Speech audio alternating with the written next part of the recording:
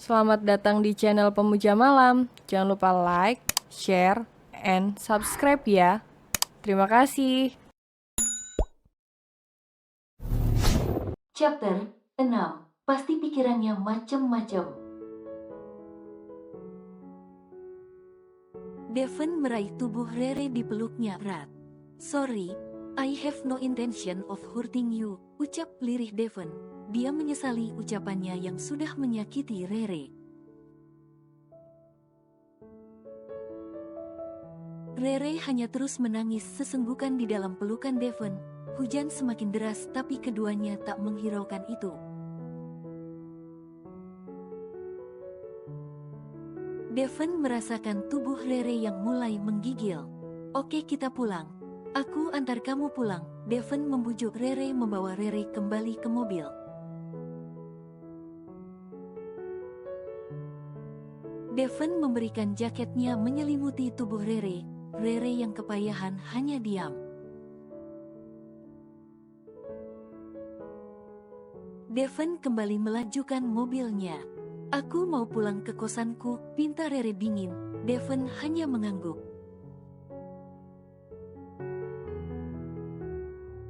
Dia juga tak lupa memberitahu mamanya jika tidak jadi ke butik karena Rere ada urusan mendadak. Awalnya mama kecewa, tapi Devon berusaha meyakinkan secepatnya akan fitting baju.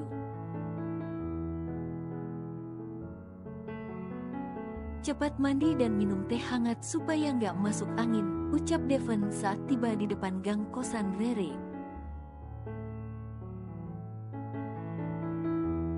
"Jaga kesehatanmu, aku minta maaf," lanjutnya. Rere hanya mengangguk lalu bergegas keluar mobil. "Motormu nanti aku suruh orangku untuk mengantarnya, jadi istirahatlah dengan baik." Rere tetap diam dan hanya mengangguk lalu melangkah masuk ke kamar kosnya. Devon terdiam. Entah apa yang sudah membuatnya merasa amat menyesal saat melihat Rere nangis di bawah guyuran hujan tadi. Hatinya sangat sedih melihatnya. Rere diam di kamarnya, pikirannya sedikit kacau. Dia merebahkan tubuh basahnya dan tertidur.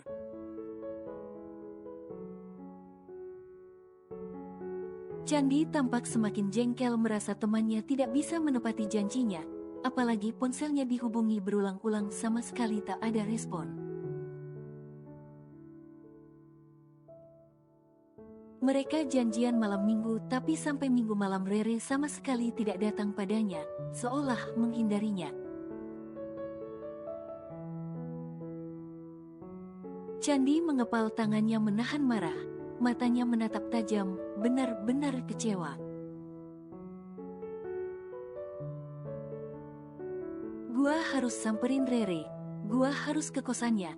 Tega kali dia membuatku mati penasaran seperti ini," gerutunya tak henti. Padahal sebenarnya dia yang terlalu kepo dengan urusan orang, tapi baginya nggak ada kamus rahasiaan di antara persahabatan mereka. Candi berjalan cepat menuju rumah Rere. Motor Rere tidak ada di garasi kos. Apa Rere belum pulang juga? Sebenarnya dia sama Pak Devon pergi kemana sih? Apa motor Rere masih di bengkel ya? Gua samperin aja. Candi langsung bergegas membuka pintu kamar Rere tanpa bermaksud mengetuknya dulu. Bruk! Candi membuka paksa, hingga daun pintu terbuka dengan keras dan menyisakan suara gaduh. Candi terperangah bukan main, melihat sahabatnya duduk telungkup membenamkan kepalanya di kedua lututnya, duduk begitu saja di lantai, punggungnya berguncang lirih. Apa yang terjadi dengan Rere? Tak biasanya dia menangis. Dia sedang menangis. Apa jangan-jangan Pak Devon su? Candi tak sanggup melanjutkan ucapannya, dia langsung berhambur memeluk Rere. Rere terkesiap kaget dengan kehadiran Candi yang tiba-tiba. Bahkan kesedihannya membuatnya tak mendengar pintu yang didorong Candi dengan keras hingga menabrak dinding. "Re, what happened for you?" tanya Candi panik. Namun Rere hanya menyandarkan kepalanya di pelukan Candi. Sesaat membiarkan seperti itu, pelukan Candi cukup menenangkannya. Candi hanya menepuk-nepuk bahu Rere pelan. Setelah dirasa sedikit membaik, Rere menghentikan tangisnya. Candi langsung menyerangnya dengan pertanyaan. Dipikirnya Rere sedang berakting mencari alasan agar tak disemburnya. Lagi pula marahnya sudah nyampe di ubun-ubun. "Re, elu itu dari mana sih? Elu sengaja mau ngehindar dari gua?" tanya Candi dengan nada tinggi. Rere melengos kecut melirik Candi sebel. Apa bocah ini sama sekali tak berempati dikit dengan dirinya sampai segitu kekeh tetap kepo sama urusan orang, gerutu Rere pada sahabatnya. "Jangan bilang gua akan tertipu ya. Gua nggak suka diantara kita ada rahasiaan. Kita ini berteman udah lama Re. Sejak SMP, dia begitu cerewet membuat Rere pusing."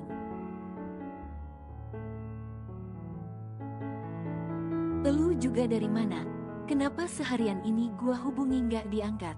WA nggak dibales, dibaca aja nggak? Apa setelah punya Pak Devon elu lupain gua? Jahat banget sih Re," sungutnya tak henti-henti.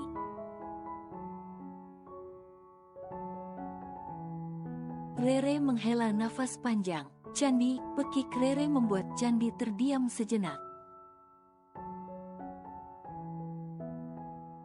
"Maaf, gua sama sekali nggak buka HP hari ini," sahut Rere lesu.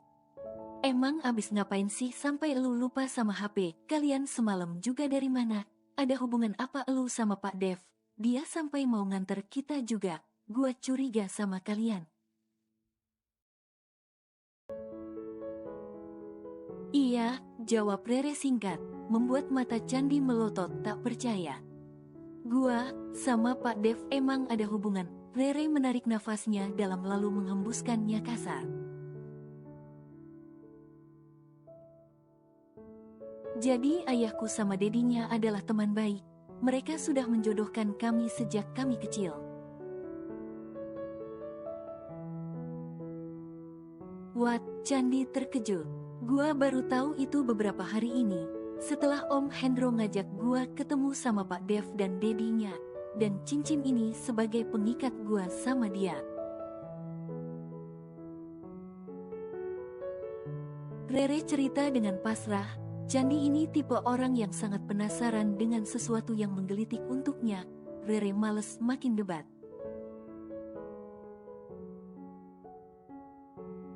"Dan semalam Dedi William nyuruh Pak Dev buat ngajak dinner gua biar lebih akrab. Tapi semuanya gagal total gegara omongan Pak Dev yang gak enak di hati gua. Jutek ya tetep jutek aja, ngeselin yang ngeselin aja." Terus seharian ini, Candi masih memburu Rere dengan kekepoannya. "Gua semalam nginep di rumahnya, Kak." Baru Rere mau lanjut cerita langsung dipotong Candi dengan terkejut. "Nginep, elu nginep di rumahnya?" Rere menoleh ke Candi sebal. Pasti pikirannya macem-macem, padahal dia lagi ngejelasin main dipotong aja. "Nggak seperti yang elu bayangin Ken," sergah Rere cepat. Candi nyinyir. "Jadi, nyokap Pak Dev itu lagi sakit, gua nemenin aja." Candi manggut. "Hari ini harusnya gua ama dia mau fitting baju. Tapi semua batal. Ya lagi-lagi karena omongan Pak Devon yang super nggak enak hati," lanjut Rere bercerita. "Terus itu yang bikin lu nangis?" Karena sikapnya yang nyebelin itu, tanya Candi cepat. Rere mengangguk pelan. Emang gak punya hati itu bos jutek satu itu? Ganteng sih tapi nyebelin, mukanya kayak batu es di kutub. Candi mengumpat sebel. Rere mengangguk manja seolah mengiyakan ucapan Candi. Tunggu, berarti elu sama Pak Dev dijodohin? Rere mengangguk. Astaga, mujur banget sih nasib lo dapat bos muda yang ganteng sukses kaya lagi, puji Candi.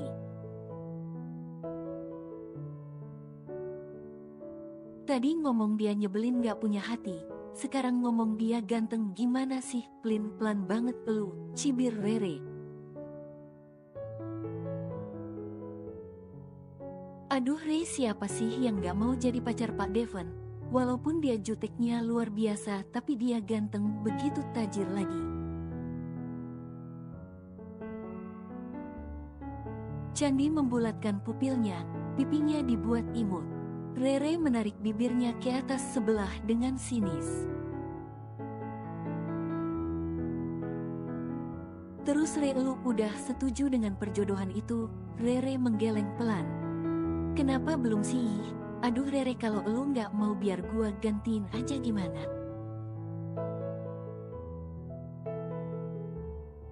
Rere kembali mencibir. Elu itu temen gua apa Pak Devon sih? Kenapa lu malah semangat begitu ngedukung perjodohan ini? Gerutu Rere. Re, berarti Pak Devon udah setuju kalau mau nikah sama lu? Candi balik kepo. Kalau dia udah setuju, gua nggak mungkin sakit hati dong sama ucapannya. Lu kan tahu Pak Devon itu orang yang gimana.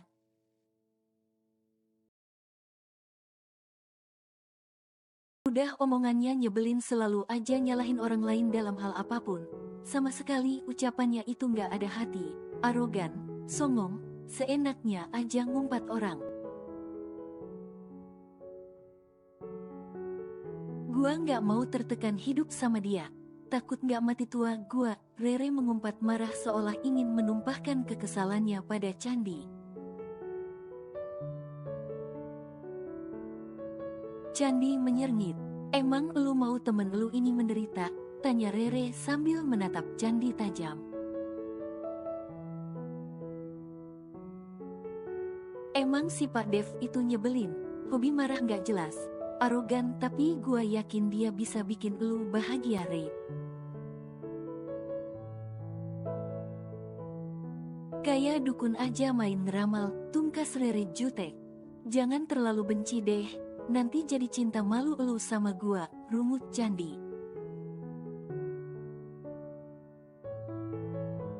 Gua nangis lagi nih, Rere ngancem. Sejak kapan elu jadi cengeng? Rere sahabat gua, bukannya cewek setengah cowok ya? Sialan elu, dikira bencong kali. Hahaha, mereka kembali tertawa. Rere melepas kekesalannya sesaat, suasana kembali cair penuh kehangatan.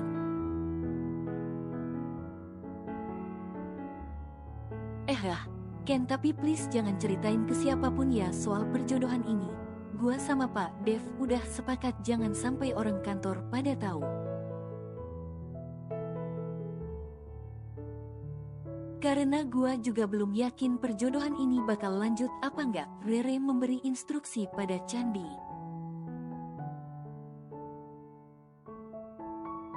Lu kate gua lambe turah apa, cibir Candi. Asal lu juga jangan suka rahasiaan sama gua ini sahabat elu.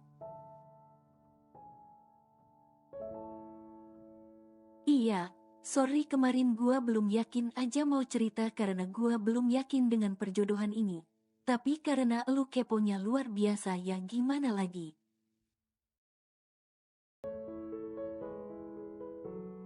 Hehehe, Candi menggaruk-garuk kepalanya yang gak gatel. Penyakit kepo, persis nenek-nenek yang mau tahu aja urusan orang, umpat Rere lagi. Candi hanya cengengesan menanggapinya, tapi tanpa dipungkiri kedatangan Candi membuat mood Rere membaik. Setidaknya dia tidak terlalu memikirkan kekesalannya pada Devon. Dia bisa kembali tertawa riang setelah nangis sesenggukan. Pagi ini Rere berangkat ke kantor dengan sangat malas. Entah kenapa semangat bekerjanya menurun begitu saja saat mengingat Devon. Candi sudah berangkat duluan karena Rere udah izin mau berangkat agak siang. Bodoh amat pikirnya, jika ditegur dan dimarahi ya udah.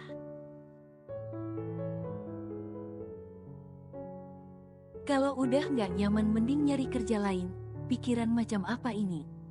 Hai Re, sapa seorang cowok dengan nada akrab dan lembut. Rere menoleh. Vino seorang cowok manis, berhidung bangir dengan kulit kuning langsat tengah tersenyum manis ke arahnya di dalam mobil.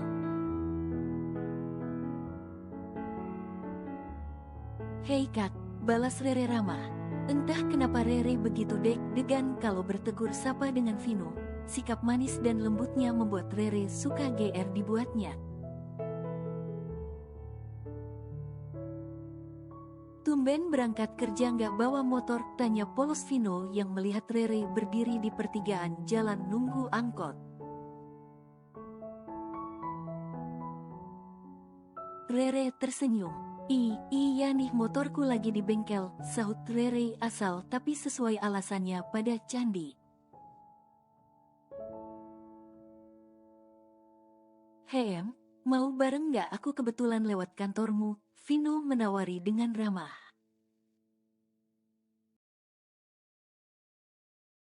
Nggak deh, naik angkot aja. Udah lama nggak ngobrol sama supir angkot, sahut Rere.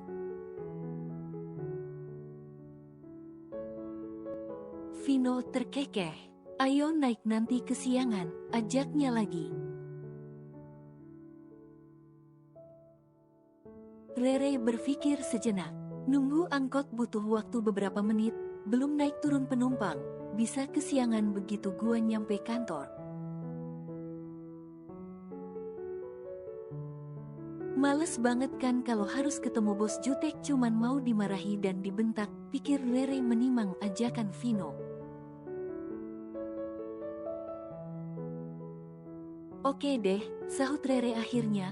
Vino tersenyum langsung membukakan pintu untuk Rere. Sebenarnya Vino dan Rere dekat sudah lama. Sejak Rere mulai kos sendiri, Vino juga udah 2 kali mengungkapkan perasaannya pada Rere.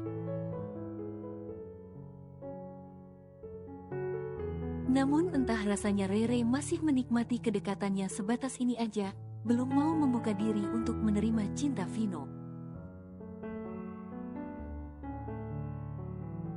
Aku lihat semalam kamu pulang diantar cowok, pacar kamu, tanya Vino datar namun menyelidik.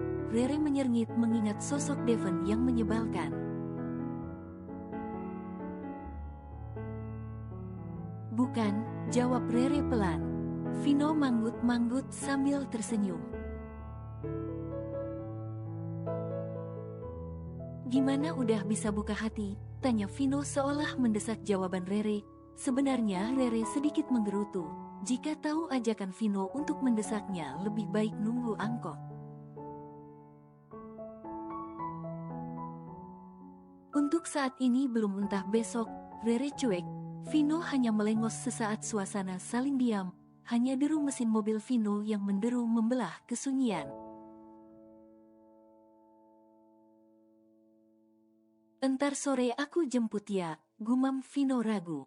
Ngapain? Mau jadi supir antar jemput? Timpal Rere menyeringai. Dia hanya ingin membuat suasana lebih cair. Kalau kamu mau, aduh kak, kakak kan tahu aku cuman kerja sebagai marketing lapangan. Mana cukup gajiku buat gaji kakak. Gratis. Tumben amat zaman sekarang ada gratisan, cibir Rere. Gratis kalau kamu pacar aku, jangankan sekedar antar jemput, nemenin kamu kemanapun juga siap, Vino serius. Tapi dibalas dengan tawa nyaring Rere, benar-benar dia jenuh untuk menanggapi ucapan Vino. Sebenarnya Rere cukup tertarik dengan Vino, dia juga tampan, sopan dan lembut sama cewek, beda jauh sama Devon yang arogan dan nyebelin. Tapi dengan cara Vino yang terlalu agresif dan berlebihan ke Rere membuatnya kurang nyaman. Makanya dibiarkan begitu aja, harapan Vino menggantung, hitung-hitung nambah koleksi penggemar, hahaha. Jahat sekali pemikiran Rere. Untuk sore ini nggak apa-apa kalau mau jemput, jawab Rere, akhirnya ngerasa nggak enak kalau terus menolak kebaikan Vino. Seolah merasa mendapat lampu hijau, Vino terbelalak bahagia. Oke, tunggu aku ya, balasnya sumringah. Rere hanya membalas senyum sambil kembali menatap samping jendela. Rere, Vino menyengkal tangan Rere saat Rere mau membuka pintu keluar mobil. Rupanya mereka sudah sampai di depan kantor. Aku akan datang sebelum kamu pulang. Rere hanya tersenyum kecut dan mengangguk, lalu keluar sambil melambaikan tangan ke arah Vino. Rupanya sepasang mata dengan tatapan tajam sedang mengawasi mereka dari kejauhan, alisnya yang tebal mengedung cekung, seolah tatapan tak bersahabat.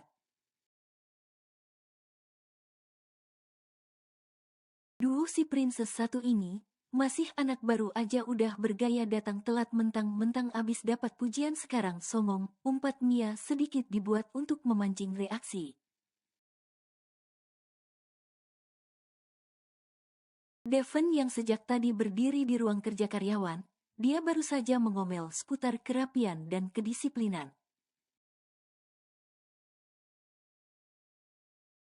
Mia sengaja berkata demikian, biar Devon terpancing dan mengimpact Rere habis-habisan.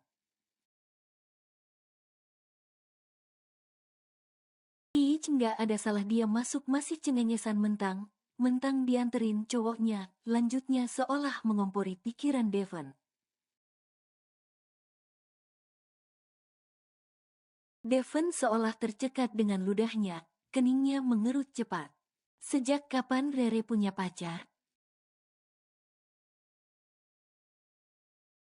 Rere terkesiap kaget saat melihat Devon berdiri mematung sambil menatapnya dengan tatapan membunuh. Seolah darah di aliran tubuhnya membeku, kebas di mana-mana, kakinya sulit bergerak, bahkan bernafas pun terasa takut. Bagus, datang seenak jidat, dikira ini kantor punya bapakmu, kalau udah nggak niat kerja keluar aja dong. Sapa Devon dengan mulut angkuh dan pedasnya. Rere menelan ludah seret, seolah kerongkongannya kering. Udah bangga karena kemarin bisa mencapai goal terbaik, jadi besar kepala, merasa paling dibutuhkan. Entah kenapa ucapan Devon seperti benar tersulut omongan Mia membuat Mia tersenyum penuh kemenangan.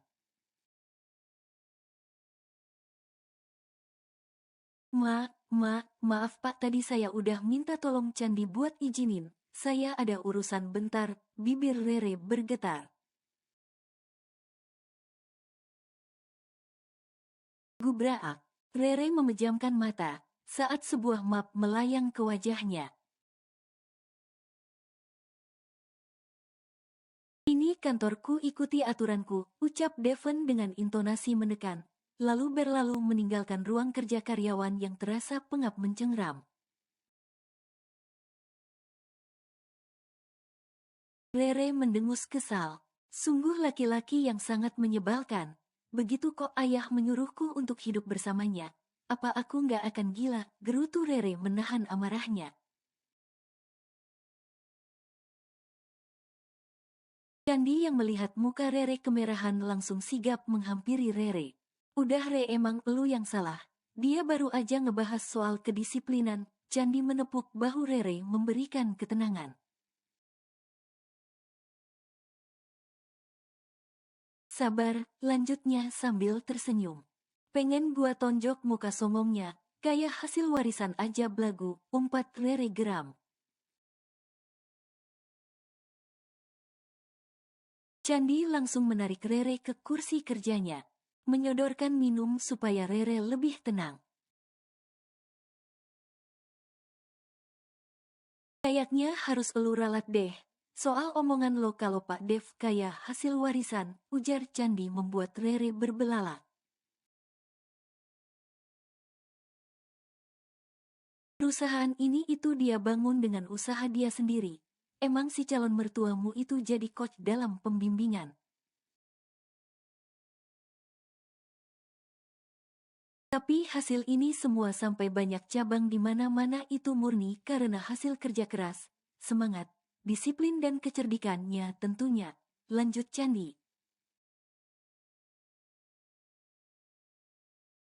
Sama aja Ken, coba dia berasal dari keluarga tak berada, nggak mungkin semudah itu membangun relasi bisnis sampai kemana-mana, potong Rere ketus. Tapi warisan aja nggak cukup kalau nggak didasari dengan kerja keras, semangat yang tinggi, kefokusan dan jeli dalam menghadapi suatu situasi. Candi masih membela. Serah elulah, gua nggak tertarik. Bodoh amat gimana cara dia dulu ngebangun nih perusahaan, yang gua mau sedikit menurunkan arogannya untuk lebih menghargai orang lain. Pungkas Rere seolah tak berselera menceritakan sisi kebaikan Devon. Mungkin karena dia terlalu mandiri dan optimis makanya dia jadi punya sifat kayak gitu. Rere hanya melengos, rasa kesalnya pada Devon kian bertambah membuatnya kembali berpikir harus terima atau tidak perjodohan ini. Rere masih pasang muka merengut bahkan sampai di kantin makan siang pun masih diem. Candi jadi makin kepo sebenarnya seperti apa sih hubungan mereka ini. Rere sama sekali nggak berselera makan. Nasi putih sayur capcay dan telur yang dipesennya hanya diaduk-aduk di piring. Padahal itu makanan favoritnya, pikirannya masih jauh melayang dengan sejuta kegundahan hatinya. Kenapa sih bos muda satu itu nyebelinnya nggak ketulungan? Hatinya terbuat dari apa sih sampai secuek dan sedingin itu? Gini-gini gua kan cewek yang pengen diperhatiin, dingertiin. Udah tahu kemarin gua bete gegara dia. Minimal kalau nggak mau peduli dan tetep sok profesional yang ngertiin dikit, nggak harus marah-marah. Nggak kebayang gue kalau jadi istrinya. Salah dikit kena impact, salah dikit diumpat. Apa nggak darting bisa mati muda entar gua? Hah, ribet banget. Rere berkutat dengan pikirannya sendiri.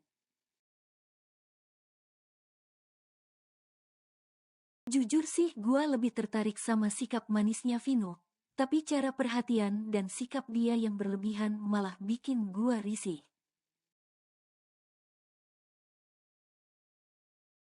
Kenapa dihadapkan dengan dua orang ini sih? Apa gua yang terlalu berlebihan berharap ya? Berharap cowok yang kayak Pak Dev bisa selembut Vino.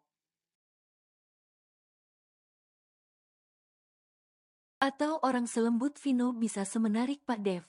Kenapa tiap gua bareng Pak Dev rasanya lebih nyaman, beda aja sama gua bareng Vino yang lebih risih.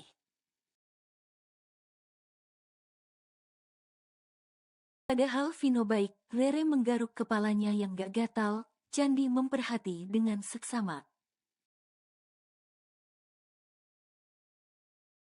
Apa gua deketin Vino aja ya sambil lihat sejauh mana kepekaannya Pak Dev menyikapi. Hahaha, betul tuh ide bagus, tapi apa gua nggak salah secara tidak langsung gua kan mempermainkan perasaan Vino yang emang berharap begitu ke gua.